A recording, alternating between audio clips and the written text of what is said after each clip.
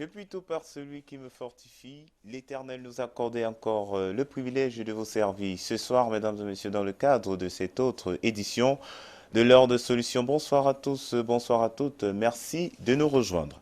L'heure de solution, c'est ce programme où on aborde des thèmes autour des faits de société, autour des problèmes, autour des inquiétudes, des interrogations vécues au quotidien. Alors, vous retrouverez l'heure de solution 2 fois la semaine, le lundi, mercredi, à partir de 20h30. Les rediffusions se font le mardi 18h20, samedi 12h30, 20h30 et le dimanche 9h, 21h. Pour ce faire, nous allons recevoir avec beaucoup de plaisir sur ce plateau de Solution TV l'homme de Dieu, l'apôtre Samuel Tête. Bonsoir, apôtre Samuel. Bonsoir Franck Eddy. Je vous salue chaleureusement, mesdames, messieurs, chers téléspectateurs Solution TV, auditeurs de Radio Solution et vous tous qui nous suivez via les réseaux sociaux. Tout à fait. Merci encore pour votre fidélité aux médias Solutions. Vous connaîtrez la vérité et la vérité vous affranchira. Un test tiré de Jean 8, verset 32. Une manière de nous dire que nous avons besoin de vérité pour être affranchis. Nous avons besoin de vérité pour être délivrés. Nous avons besoin de connaissances au travers donc des différents courriers qui seront traités ce soir, bien sûr. En parcourant la parole de Dieu, nous serons encore certainement édifiés. Et vous également, vous avez la possibilité d'envoyer, de faire parvenir vos préoccupations, vos questions, vos requêtes. Les numéros sont les suivants, le 672 05 01 01, c'est bien un numéro WhatsApp. Ou alors, vous utilisez le 696 04 98 12. Vous avez également un autre moyen, une adresse email disponible, solution@compassionglobal.org. Et si vous voulez nous suivre, ou si vous voulez être connecté sur Solution TV à partir de votre smartphone ou alors de votre tablette, c'est possible. Entrez simplement le lien solutiontv.net.my l2mr.com. Mesdames et messieurs, voilà ainsi communiqué les contacts qui vous permettent non seulement de participer à cette émission et bien sûr d'envoyer, de faire parvenir vos différentes préoccupations. Nous allons donc commencer par le traitement, le dépouillement des courriers reçus ce soir, bien évidemment, si l'homme de Dieu le permet. Bien sûr. Très bien. Et nous allons donc commencer avec le premier courrier. Il dit: Bonsoir, homme de Dieu. J'ai besoin de votre aide et de vos conseils concernant mon ministère et ma famille. Homme de Dieu, j'ai l'appel au ministère, mais je ne sais comment commencer ni comment faire. Dans ma famille, les choses sont difficiles pour nous dans tous les domaines. Aidez-nous, s'il vous plaît. Il dit qu'il a l'appel au Au ministère. ministère. Oui. Mais chaque fois que je parle de ministère, j'utilise un mot. Parce que ce mot veut dire ministère, c'est le mot service. C'est le mot service. Parce que le plus souvent à l'église, quand les gens parlent du ministère, ils voient tout de suite le col pastoral. Et ceux qui appréhendent les choses de cette manière voient les honneurs. Mais ils ne voient pas, n'est-ce pas, j'allais dire, les fardeaux attachés au service. Parce que nous sommes appelés à servir et non nous servir. Et quand on comprend ça, j'ai rencontré beaucoup de jeunes gens, vous savez, il y a des écoles bibliques un peu partout aujourd'hui, les instituts bibliques, il y a toutes sortes, il y a les facultés de théologie, les écoles de théologie. Et quand vous allez dans l'Afrique d'expression anglaise, il y a tous collèges, theological college, il y en a, mais le plus souvent quand vous voyez l'esprit qui anime ces personnes, les motifs pour lesquels ces personnes s'engagent dans le ministère, ces motifs ne sont pas purs.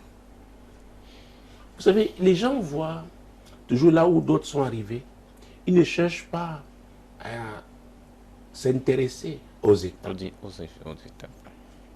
Aux étapes. Ministère veut dire service. Et on n'a pas besoin d'avoir un grade quelconque pour servir.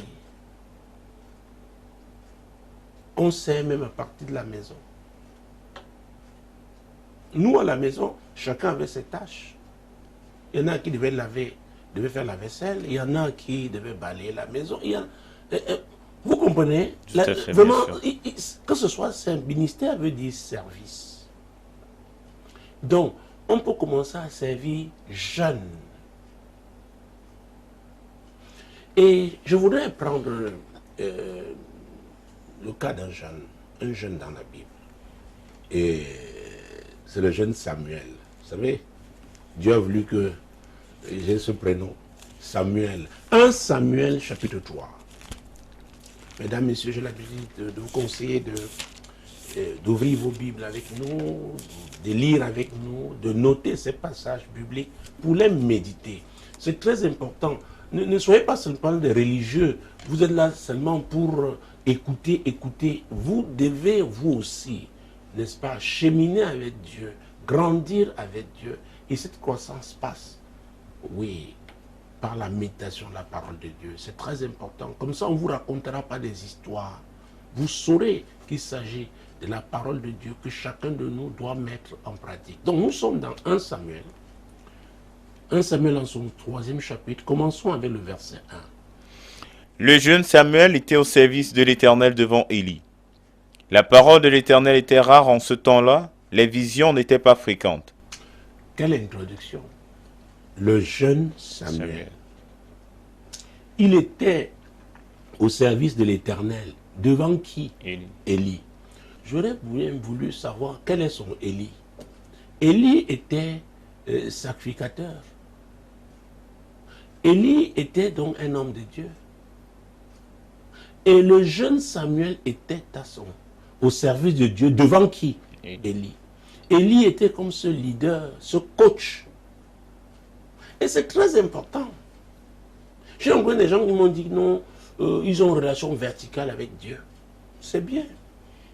Comme ça, Dieu va descendre chaque fois. Il vient vous parler et il remonte. Ils oublient qu'ils vivent dans une société. Nous sommes dans la société. Il y a aussi cette relation horizontale. Si alors le ministère veut dire service, vous allez servir qui? Dieu va vous utiliser alors pour servir qui? Oui. Et c'est pourquoi ces raccourcis sont dangereux. Et c'est pourquoi nous avons de nombreux mercenaires, des gangsters même, dans le ministère. Croyez-moi, en 21 années, j'ai rencontré, oh mon Dieu, mon roi, des gens terribles. Les gens qui croient que le ministère, c'est le business. Les gens qui sont à vos côtés avec des motivations impures. Donc le jeune Samuel, il n'est pas allé, n'a pas suivi le cursus des enfants de son âge, parce qu'il avait un appel spécifique. Vous savez, je suis attaché à la notion de couloir. Et ça fait plus de 10 ans que j'ai donné ces enseignements. Vous savez, il peut avoir un tronc commun, mais pour finir, chacun son couloir. C'est très important. C'est comme ça aussi avec Dieu. Alors, le monsieur écrit parce qu'il veut avoir une aide et des conseils par rapport à son ministère. Comment commencer? Oh mon Dieu, c'est une question pour moi, excusez-moi, j'allais dire qu'il n'a pas de sens. Puisque nous sommes appelés à servir. Donc on sert partout où Dieu nous a placés. C'est pourquoi je suis embêté avec ce genre de déclaration. Il se demande comment faire, n'est-ce pas, pour commencer. Non, Dieu qui veut que vous serviez. Écoutez-moi, quand j'étais à l'université, j'étais au département de la Croix-Rouge, universitaire. Je servais. J'ai été délégué d'étudiants, je servais. Avant ça, au lycée, j'ai été chef de classe. Je servais. Oh mon Dieu, mon roi. Je peux vous citer. Je servais. Quand j'ai travaillé pour cette compagnie d'assurance, tellement je m'embêtais d'être au bureau que j'ai créé une section formation. Je formais les commerciaux. Vous savez, on doit s'épanouir dans ce qu'on fait. Parce que je ne pense pas que... Et c'est un gros problème en Afrique. Les gens qui travaillent seulement pour un salaire, pour moi, sont malheureux. Ils sont malheureux. il ne saurait être épanoui. Quand quelqu'un me dit il ne sait pas par où commencer, je suis embêté. Très embêté. Cette compagnie d'assurance qui était jeune et qui, ma foi, n'avait pas encore un plan de communication, j'ai conçu un plan. Et il y a eu un événement qui a marqué cette nation. En 1991, c'était la seule télévision nationale. Quand on est quelque part, j'aime voir la croissance. Je n'aime pas la stagnation. Parce que je pense que ce que Dieu nous a donné, c'est pour le développement. C'est pour le développement. Alors, c'est pourquoi j'ai conçu un projet. Je suis allé à la télévision nationale, rencontrer le responsable de l'époque. J'ai parlé de ce projet. Le lendemain, il a réuni toute la direction, le top management de la CATV. Pour leur dire, voilà. Il y en a qui ont eu des résultats. Il a dit, stop, faites ce que je... Et cet événement avait marqué cette jeune compagnie d'assurance qui en une année, boum,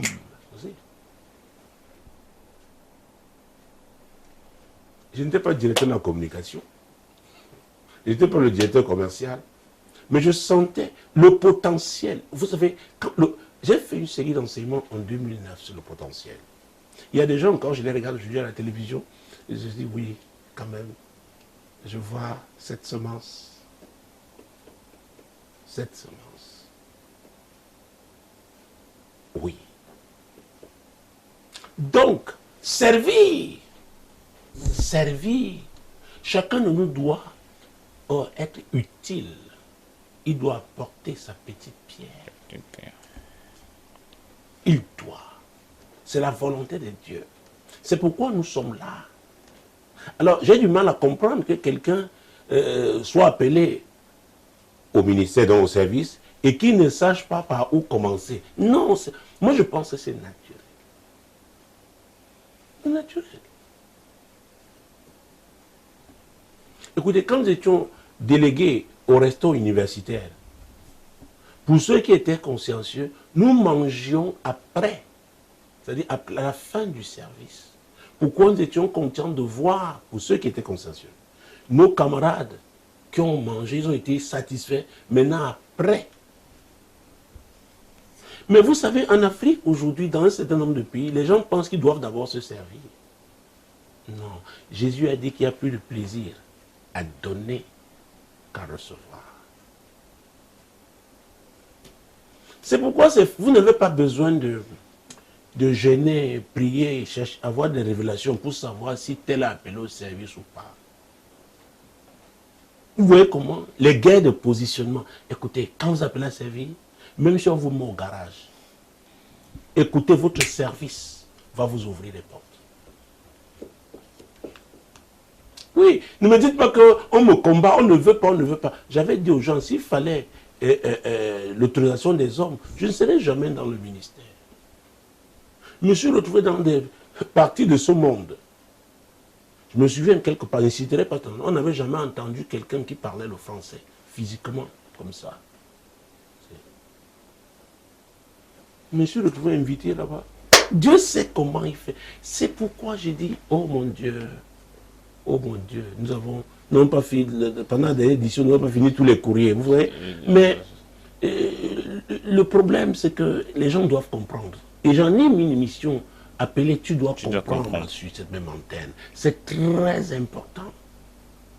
Comment les gens peuvent être là, ils ne cherchent pas à s'épanouir dans ce qu'ils font. Vous allez créer une voix qui sera utile pour les autres. Les autres vont reconnaître. Écoutez, ce sera... Mon Dieu. Le problème, c'est que nous ne connaissons pas qui est ce Dieu. La relation que nous avons avec lui est chétive. C'est ça le problème. Le jeune Samuel était au service de l'Éternel devant Élie. Donc, il avait un leader. Il avait un leader. Il y a des gens qui vous disent qu'ils sont appelés, mais tellement orgueilleux, arrogants. Ce n'est pas possible.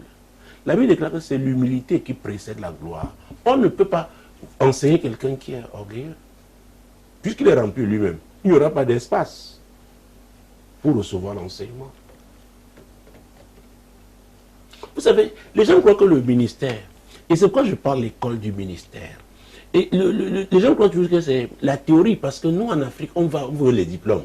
Écoutez, dans les écoles publiques, même si vous mettez la 8e année, les gens iront pour accumuler les diplômes. Mais ils ne seront pas utiles.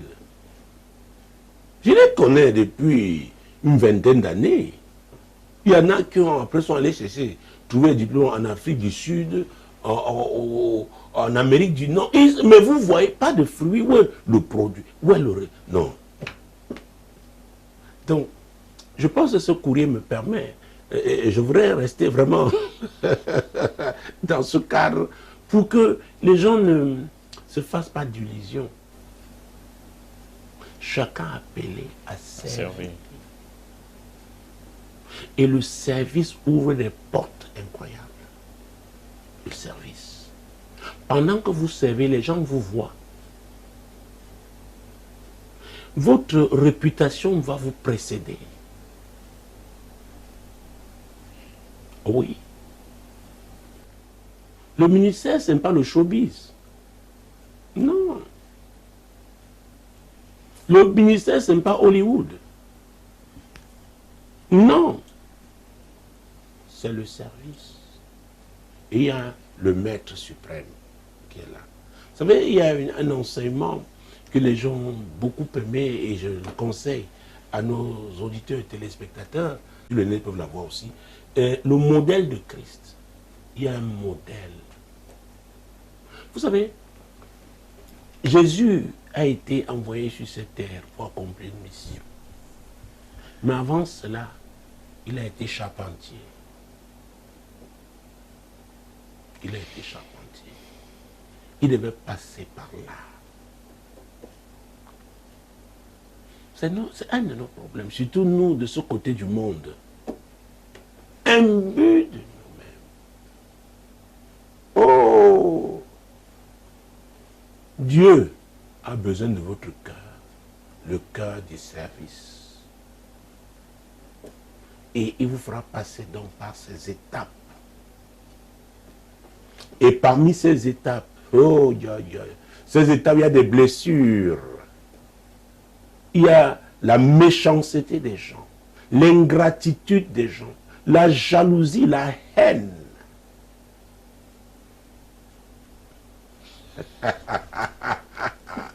Vous allez voir des gens qui ne peuvent pas être proches de vous, mais qui vont chercher à vous mépriser. Mais si le Seigneur lui-même a été méprisé, qui sommes-nous pour que nous ne soyons pas méprisés? Il a dit, c'est lui qui veut venir après moi, pas avant moi, pas avec moi, à mes côtés, non, après moi. Donc il est le modèle. Si on l'a méprisé, on va vous mépriser. Mais, on saura. Dans une des Actes des Apôtres, après ce qui s'est passé au jour de la Pentecôte, la Bible déclare qu'on a su qu'ils avaient été avec Jésus. Ils n'avaient pas été avec une religion. C'est ça la différence. Quand le Saint-Esprit est en action, et il s'appelle l'Esprit de vérité. Donc si vous êtes un mercenaire, vous n'êtes pas vrai. Vous pouvez accumuler plusieurs doctorats. Mais l'Esprit de Dieu ne peut pas conduire. Parce que vous êtes faux. Vous êtes faux. Vous avez les problèmes avec l'argent. Les problèmes avec le sexe opposé. J'ai parlé de l'argent. L'apôtre Paul a dit l'amour de l'argent. Vous savez, c'est quand la maison de prière commençait à l'époque, et c'était la fin de cette réunion, ce séminaire qui lançait la maison de prière au Cameroun. Il y a un pasteur. Il n'est plus au Cameroun.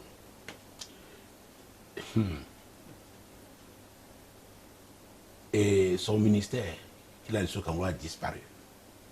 Il est venu me voir et me dire, pasteur, tu as beaucoup de connexions. Vraiment, branche-moi. Je l'ai regardé. J'ai dit, écoute, ce n'est pas une affaire de connexion humaine. Connecte-toi et demeure connecté à Jésus. Il va t'introduire. Il voulait des connexions internationales. Il allait à l'étranger, mais son ministère a disparu. J'ai dit disparu.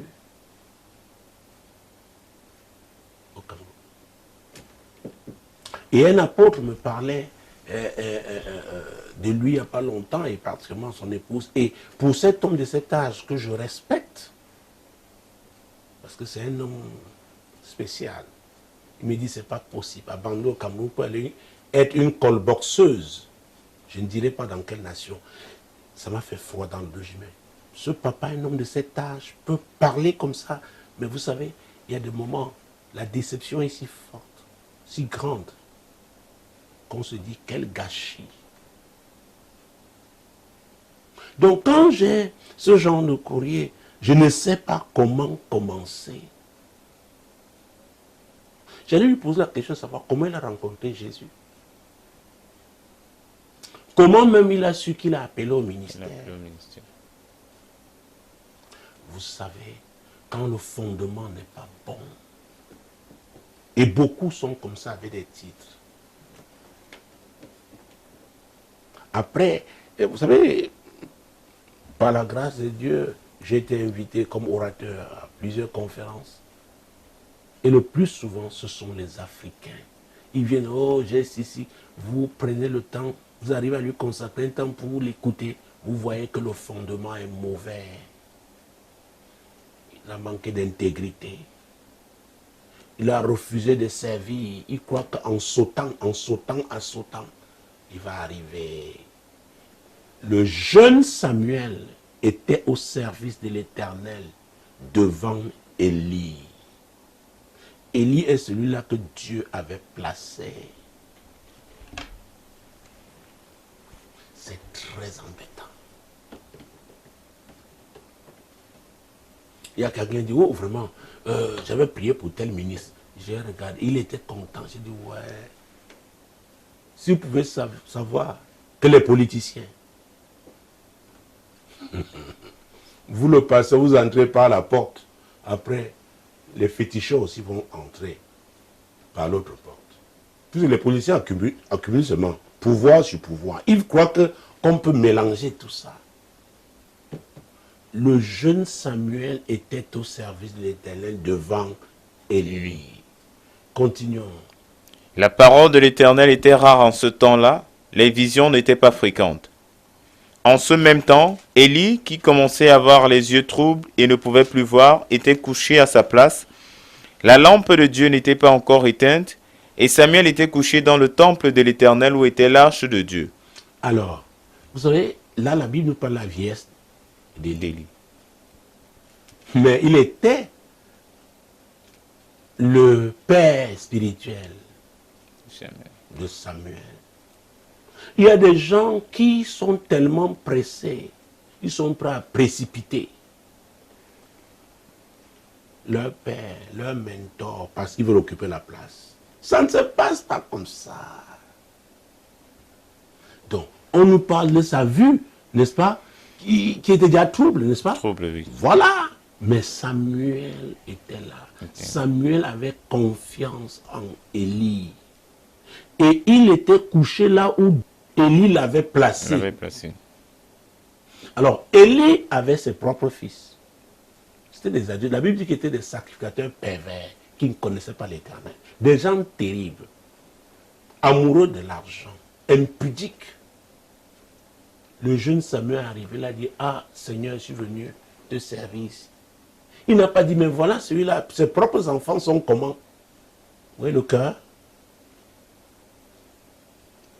Il n'a pas regardé aux avantages physiques.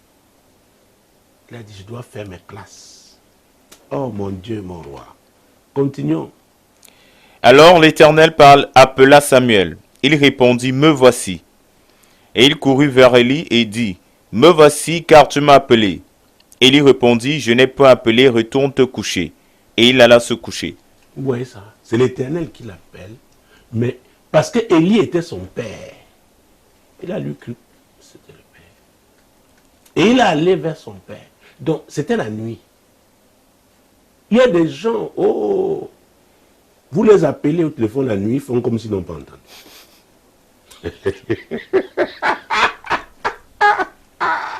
Oui, ils ne prennent pas. Ils sont déjà grands. Oh, Ah, il dérange, il m'appelle apparaître, c'est quoi même?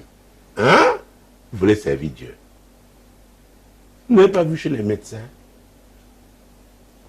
On peut les appeler à toute heure.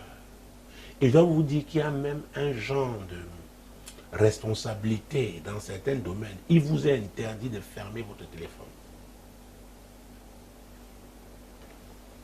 Continuons. L'Éternel appela de nouveau Samuel. Et Samuel se leva, alla vers Élie et dit, « Me voici, car tu m'as appelé. » Élie répondit, « Je n'ai point appelé, mon fils, retourne te coucher. » Je n'ai point appelé qui? Mon fils. Mon fils. Ce n'était pas son enfant biologique. Mais il était devenu son fils. Samuel va dire, ah, pourquoi tu me réveilles toute la nuit? Ah, moi, je dormais, moi. Chaque fois, il va vers Élie. Papa, tu m'as appelé. Même dans le sommeil, je reconnais ta voix. Et je suis prêt à te servir. Tu as besoin de quoi? De l'eau? Je suis prêt. Je suis prêt. Il y en a qui ne veulent que les avantages. Continuons. Samuel ne connaissait pas encore l'Éternel, et la parole de l'Éternel ne lui avait pas encore été révélée. Samuel ne connaissait pas encore l'Éternel. Il connaissait Élie. Celui que Dieu avait placé. Il honorait Élie. Il le respectait. Oh, il a dit non. Quand c'est Dieu lui-même, vraiment, moi, je vais me soumettre. Mais maintenant, là, les hommes, vous savez, tu vois Dieu.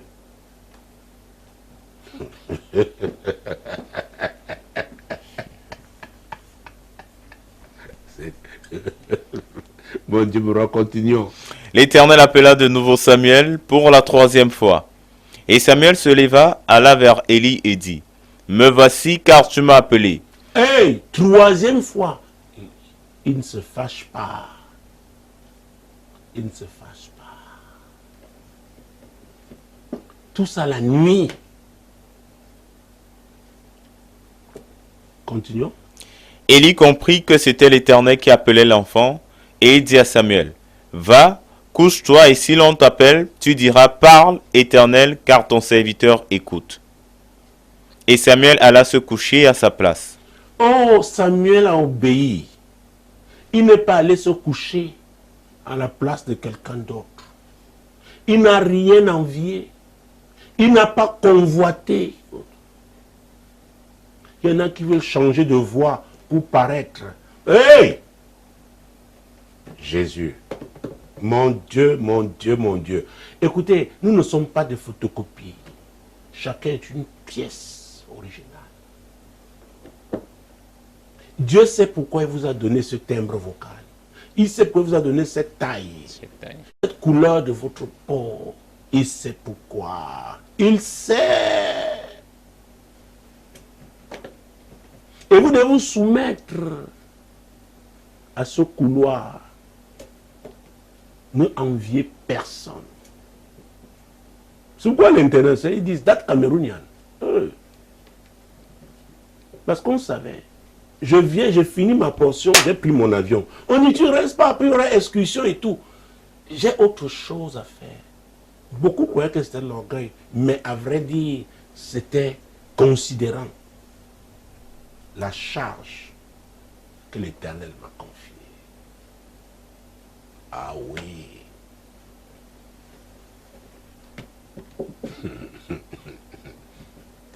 Jésus-Christ de Nazareth. Samuel ne connaissait pas encore la voix de l'Éternel. Et qui va l'orienter? C'est Élie.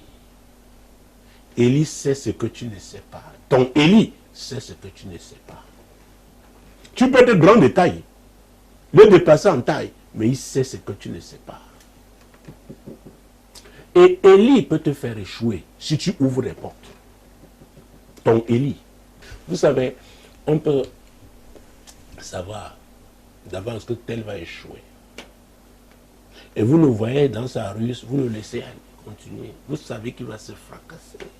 Et il est convaincu qu'il sait jongler, il sait dribbler. Vous le regardez. Comment est-ce qu'il se comporte avec l'argent? Et vous savez, le pouvoir est terrible. Je peux vous le dire, au moins dans mon cadre, le ministère. Vous donnez une responsabilité à quelqu'un. Oh, il change le lendemain. Le pouvoir est dangereux. Le pouvoir est dangereux. Jésus-Christ de Nazareth. Oui. Vous regardez, vous dites, ouais, comment je veux faire pour récupérer. Parce qu'en même temps, vous que Dieu utilise, n'est-ce pas, pour vous investir dans la vie des gens, de quelqu'un, vous ne voulez pas le perdre. Donc, en fait, il vous fait de la peine quand il ne suit pas. Et parfois, il entre dans la distraction des choses qui ne sont pas essentielles. Il commence à s'y intéresser. Il est toujours devant la télé. Je n'ai pas dit qu'on ne doit pas regarder la télé. Il faut les informations. Mais toutes les séries, oh mon Dieu, mon roi. Vous savez, si on s'aime plus que Dieu, on est idolâtre. C'est Dieu qui doit avoir la première place. Ah, on est déjà très important. Alors on imite que les choses, comment je l'ai dit, apparentes. On ne cherche pas ce qui est essentiel, intérieur. Et c'est terrible. C'est pourquoi j'ai eu le privilège d'écouter les grands. J'ai été formé à l'intercession par un éminent avocat dans une grande nation. Et cette nation-là, lui, il a été formé par un avocat qui, à l'époque, Dieu a fait quitter sa terre natale, la Grande-Bretagne, pour passer 50 années au Nigeria. Comme intercesseur et comme formateur des leaders chrétiens. De 1937 à 1987.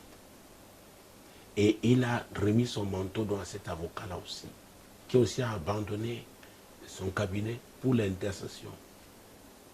Nous avons voyagé dans toute l'Afrique. Écoutez, les gens voient les choses, ils croient que ça se fabrique. Ça ne se fabrique pas. Ça prend du temps. Il faut apprendre. Et vous ne pouvez pas apprendre si vous n'êtes pas humble. Alors, l'orgueil ne veut pas dire que vous avez les yeux. Non! Tout à fait. Il y a des gens, mais, oh mon Dieu! Oui. Qui est ton Élie? On ne choisit pas son Élie, c'est Dieu qui vous place. Et là où Élie vous place, vous restez, vous attendez. Oh mon Dieu, Jésus-Christ de Nazareth. Vous savez, j'ai des problèmes avec mes compatriotes qui parlent du ministère, mais beaucoup ne sont pas le cœur n'est pas un cœur de service. Les gens pensent aux privilèges, aux avantages qu'on peut avoir. Mais Jésus a dit, il y a plus de plaisir à donner qu'à recevoir. Vous voyez, nous avons plusieurs courriers. Mais ce courrier est tellement important parce que, vous savez, si vous arrivez, Dieu vous utilise pour rattraper un de ses appelés. C'est un investissement extraordinaire. C'est pourquoi quand j'ai un rendez-vous avec, je dois recevoir un enseignant, je lui donne tout le temps parce qu'un enseignant qui est gagné, ça fait beaucoup de jeunes gens. Oui, bien sûr. Ah oui. Et je peux me permettre de le dire aujourd'hui, ça dure au moins 20 ans. Quand vous avez encadré des familles, des officiers supérieurs d'armée, pas seulement dans votre pays, et parfois à des moments difficiles, ils vous disent, voilà ma famille. Et qu'une femme doit vous appeler à 2 heures du matin, et vous savez, elle est stressée. Je parlais avec la femme d'un général, c'était dans un pays d'Afrique de l'Est. Et c'est lui qui conduisait les troupes, quelque part aussi, pour une mission internationale. Mais c'était terrible. Ils sont faits, ils sont sortis et ça s'est très mal passé. Pendant plus d'une semaine, pas de nouvelles. Les gens ne savent pas, les gens veulent seulement être devant, qu'on les voit à la télé. Comment gérer le stress d'une telle femme? Maintenant, les enfants, quand les gens vont pour les missions, les longues missions, il y a des niveaux dans la pastorale. Il y a des niveaux. Il y a les pasteurs des leaders. Oui. Vous faites quoi? Vous faites quoi? Je peux raconter cette histoire sans entrer dans les détails. D'ailleurs, la personne n'est plus au pouvoir de ce pays d'Afrique de l'Ouest, avait fait la campagne de l'ancienne. Sa femme était à ses côtés. La personne a gagné. Avant l'investiture, il fallait prier. Ouais. Dieu dit qu'il n'essaye pas d'aller prêter serment s'il ne se réconcilie pas avec sa femme. Et ça faisait 8 ans qu'il n'avait pas eu de rapports sexuels. Mais la femme était dans la campagne. Vous savez, il dit non, je suis Jésus. Tout le monde savait que c'était compliqué. Cet homme s'est agenouillé, il a pleuré, c'était la vérité. Sa femme a dit, ya God, dont tu réponds aux prières.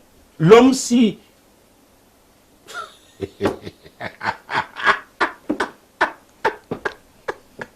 Vous savez, c'est pourquoi les femmes sont extraordinaires. Elles nous soutiennent comme avec une maîtresse. Mais comme il fallait la femme officielle, donc il se dit qu'après avoir une fonction, il va retourner dans sa vie. Dieu a dit repentance claire et nette et conversion. Alors, dites-moi, il y a des paroles que Dieu te donne. Et ça, je rappelais, c'est un grand imam. C'est celui d'ailleurs qui avait les actions prophétiques. C'était il y a 20 ans, exactement. Enseigné véritablement Dieu, lui. C'était dans un grand pays, très grand pays, un très grand homme d'État, qui n'est plus aux affaires.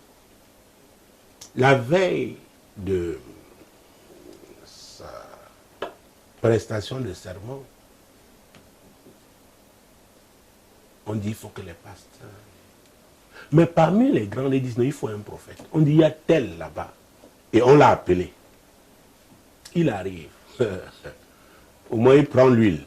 Dieu dit dépose la bouteille là. Dépose. Dis-lui. Quand il avait été au pouvoir, il était entré dans telle maison. Qu'est-ce qu'il croit faire l'initiation qu'il avait eue? Quand le prophète donne la parole, les autres, les grands bishops, qui étaient là, parce que c'est un pays d'expression anglaise, ils disent non, on ne l'attrape pas, tu ne peux pas dire ce chef de l'État. Il est resté une dizaine de minutes sans rien dire. Le chef de l'État, il s'est mis à genoux. Il leur a dit ce que le prophète dit. Ce prophète-là est vrai. Il a commencé maintenant. Pourquoi les autres savaient qu'il venait prier et après il y avait des enveloppes? Et ce prophète-là, on avait une mission quelque part ensemble et il va à l'aéroport de son pays. Il avait le billet et tout. Il prend le billet d'avion. Son chef de sécurité est avec lui. Dieu lui dit, tu ne voyages pas. Va prendre la voiture. On appelle le chauffeur, on dit, hé, reviens, reviens. Mais nous devons faire cette longue distance, vraiment longue, en voiture. Et vous savez quoi? L'avion l'a craché. Après ça, il devait venir devant une mission. On devait être ensemble. C'est quoi les affaires si ce n'est pas la fabrication, ce n'est pas un tour de passe-passe. Où Dieu t'a appelé ou il ne t'a pas appelé. Oh mon Dieu. Nous étions à quel verset? Verset 10, maintenant. Verset 10, oui. L'Éternel vint et se présenta, et il appela comme les autres fois. Samuel, Samuel. Et Samuel répondit, parle, car ton serviteur écoute. Samuel a exactement répondu conformément aux instructions que lui avait données Élie. Samuel n'a rien ajouté.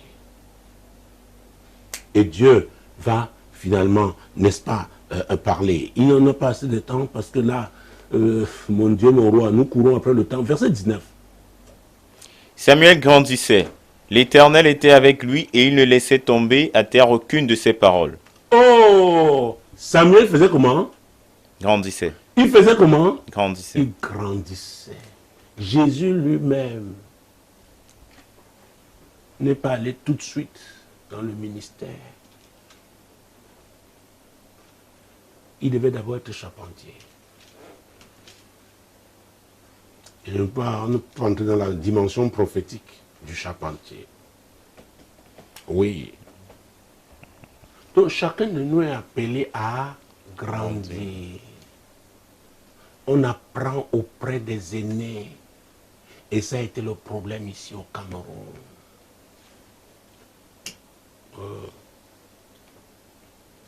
Ils ont eu deux grands ministères.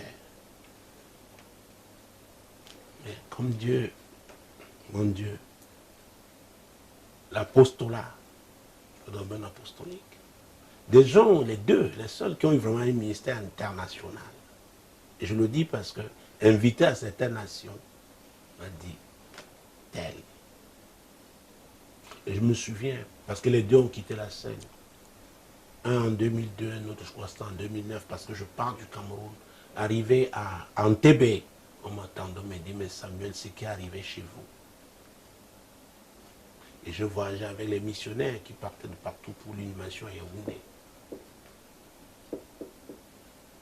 Vous savez, c'est pourquoi il y a des choses qui sont arrivées dans l'église du Cameroun, de Jésus-Christ au Cameroun, qui sont pathétiques. Et on se demande, Seigneur, pourquoi? Pourquoi? C'est compliqué quand l'homme met du sien dans ce que Dieu a programmé. Vous savez, l'homme est la créature qui crée le plus de problèmes à Dieu. Et notamment l'Église. Et c'est pourquoi en cette saison, je dis le problème, c'est l'Église. L'Église doit se positionner. L'Église doit prendre sa place. Parce que Jésus avait dit, je bâtirai mon Église et les portes du séjour des morts ne prévaudront point contre elle. Mais malheureusement, la religion est entrée. Babylone est entrée dans l'Église. C'est compliqué. Les gens maintenant se demandent comment ils doivent faire pour commencer à servir. On a encore du temps. Vraiment, excusez-moi, ce sont des choses qui me touchent. Je suis en train de pouvoir m'arranger à ne pas sortir du cadre, mais ça me touche parce que, vous savez, on ne serait pas là à ce niveau aujourd'hui. Notre voix retentirait déjà, oh mon Dieu, dans les nations, 4 coins, n'est-ce pas, de ce monde. Mais alors nous étions à quel verset? Maintenant, verset 20. Tout Israël, depuis Dan jusqu'à Beersheba, reconnut que Samuel était établi prophète de l'Éternel. Ah ah. Donc, c'est Dieu qui forme. C'est Dieu qui établit. Et c'est lui qui convainc. Vous n'avez pas besoin des efforts. Me voici ici, venez, venez. Non, non, non, non. Vous savez ce que Dieu a dit à Josué? Prenons Josué. Comme ça, on ne prendra pas notre courrier parce que là, oh mon Dieu, mon roi, nous sommes désolés, n'est-ce pas, pour tous ceux-là qui ont écrit. Depuis même la dernière édition, nous n'avons pas fini les courriers. On avait toi ce soir, oui. Jésus-Christ et Nazareth. Nous sommes dans lui de Josué. Josué avant juge. Josué, chapitre 3, verset 7. L'Éternel dit à Josué, Aujourd'hui, je commencerai à t'élever aux yeux de tout Israël, afin qu'ils sachent que je serai avec toi comme j'ai été avec Moïse. Vous voyez ça? Donc passons à la page du salut, comme ça je prends tous ensemble, mesdames, messieurs.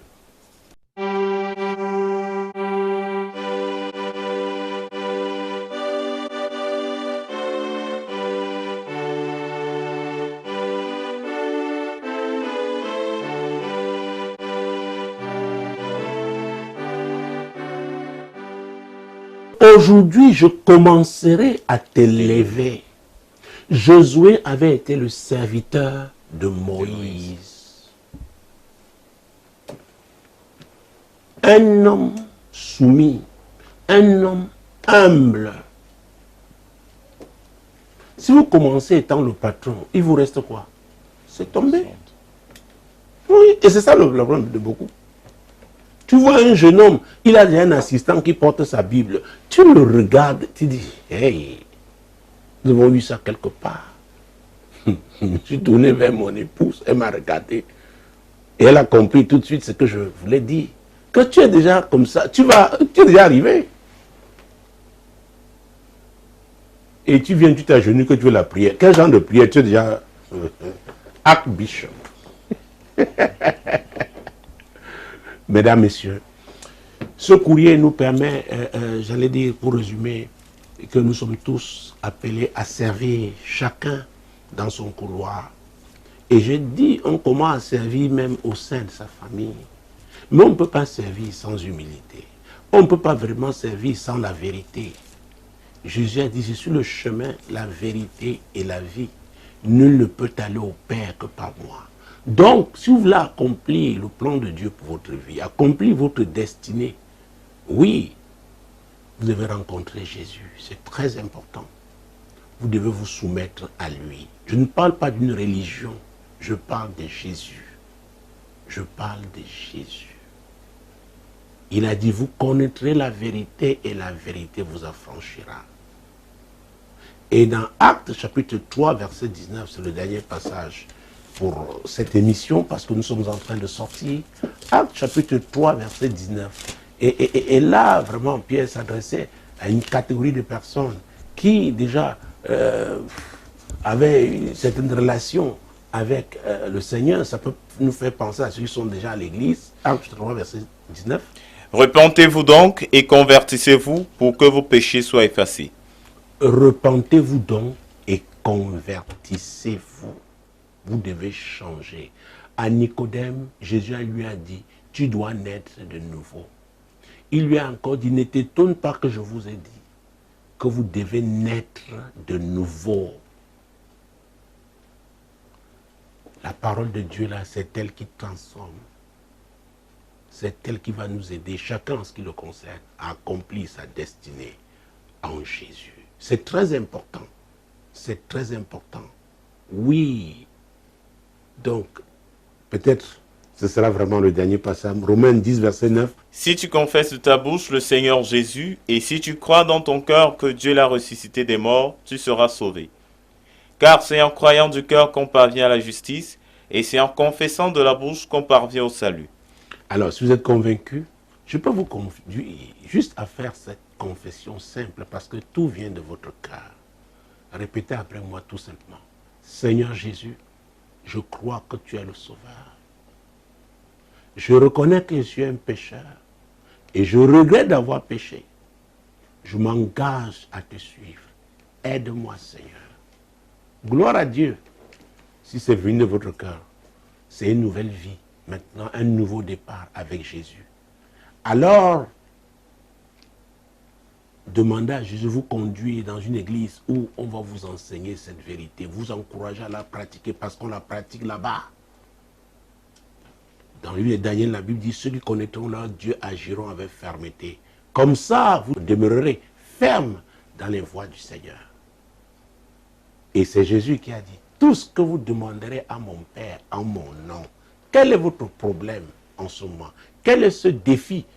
Nous sommes en train de sortir de cette émission. Déployez votre foi. Déployez votre foi. Jésus avait dit, si tu crois, tu verras la gloire de Dieu. Jésus avait aussi dit, crois seulement. crois seulement. Alors déploie ta foi en confessant, en parlant à Dieu. Oui, tu peux même commencer à confesser ta guérison parce que tu crois que Jésus est le même hier, aujourd'hui, éternellement. Tu peux lui présenter précisément ce défi. Et comme tu es en train de le faire parce que tu as la foi, Seigneur, c'est toi qui guéris. Ce n'est pas un homme. Je ne suis qu'un instrument. Je me tiens en ton nom. Quiconque déploie la foi pour être guéri, pour être délivré, pour être fortifié, Seigneur, honore sa foi. Je déclare que tu l'honores au nom de Jésus. Saint-Esprit, c'est toi qui glorifies Jésus. Oh, visite cette femme, visite cet homme, visite ces jeunes gens qui crient au Seigneur maintenant pour un miracle. Pour un miracle. Pour un miracle. Pour un miracle. Convainc-les que c'est le jour. C'est le moment. Et recevez votre miracle au nom de Jésus. Recevez votre guérison au nom de Jésus. Recevez votre délivrance au nom puissant de Jésus. Vous qui étiez troublés, vous qui êtes troublés, recevez la paix du Seigneur. Il est le prince de paix. Oh, je vous quitte ce soir en vous bénissant. Oui, recevez la paix du Seigneur. Recevez la paix du Seigneur. Recevez la paix du Seigneur. Recevez la paix du Seigneur. Mesdames, Messieurs, c'était encore un privilège d'avoir été à votre service. Demeurez bénis. Shalom. Quand il descend, oui, tout s'arrête. Il y a transfert entre ciel et terre. Quand il descend, l'atmosphère change. Il y a transfert entre ciel. Quand il descend, oui, tout s'arrête. Il y a transfert entre ciel et terre. Quand il descend, l'atmosphère change. Il y a transfert entre ciel et terre. Quand il descend, oui, tout s'arrête. Il y a transfert entre ciel et terre. Quand il descend, l'atmosphère change. Il y a transfert. Dis avec moi, le Saint-Esprit est là. Alléluia. Le Saint-Esprit est là. Il est là pour changer, pour consoler les cœurs. Il est là pour sonder dans les cœurs les plus brisés. Il est là. Chante encore le Saint-Esprit. Le Saint-Esprit est là. Nous proclamons. Nous n'avons pas besoin de voir avec nos yeux physiques pour le croire. Il est là. Il est là. Alléluia. Et voilà ce qui arrive lorsqu'il descend. Les maladies s'enfuient.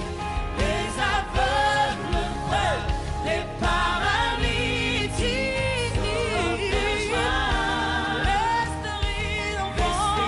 stériles enfants, les sourds entendent par sa puissance. Les maladies s'enfuient. Alléluia. Les aveugles voient, les paralytiques sautent de joie par sa puissance. Les stériles enfants, les sourds entendent. Adore-le avec la puissance.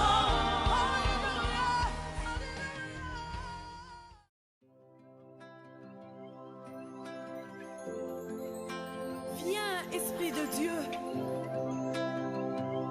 Fais-nous sentir ta présence pleine d'amour et de force. Donne à l'âme abattue une nouvelle fraîcheur. Descends, oh, pluie abondante, coule à flot dans notre vie. Comme le chant de